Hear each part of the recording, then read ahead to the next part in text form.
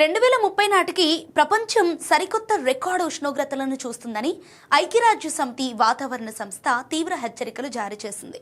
రాబోయే కొద్ది సంవత్సరాల్లోనే వాతావరణ మార్పుల తీవ్రత పరాకాష్ఠకు చేరుకుంటుందని శాస్త్రవేత్తలు స్పష్టం చేస్తున్నారు. 2026 నుండి 2030 మధ్య కాలంలో ఏదో ఒక సంవత్సరం మానవ చరిత్రలోనే అత్యంత గరిష్ట ఉష్ణోగ్రతలు నమోదయ్యే అవకాశం ఉందని అంటున్నారు. మానవ తప్పిదాల వల్ల వాతావరణంలోకి విడుదలవుతున్న గ్రీన్ హౌస్ వాయువులే ఈ వేడికి ప్రధాన కారణమట. అలాగే పసిఫిక్ మహాసముద్రంలో ఏర్పడే తీవ్రమైన ఎల్ నినో పరిస్థితులు భూమిపై వేడిని మరింతగా పెంచుతున్నాయి.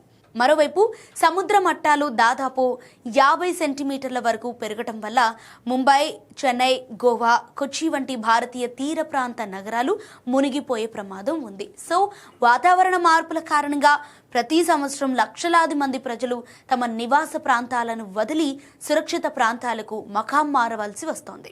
పెరుగుతున్న వేడి తట్టుకోలేక అనేక రకాల జంతు, పక్షి, మొక్కల జాతులు శాశ్వతంగా అంతరించిపోయే ప్రమాదంలో పడ్డాయి.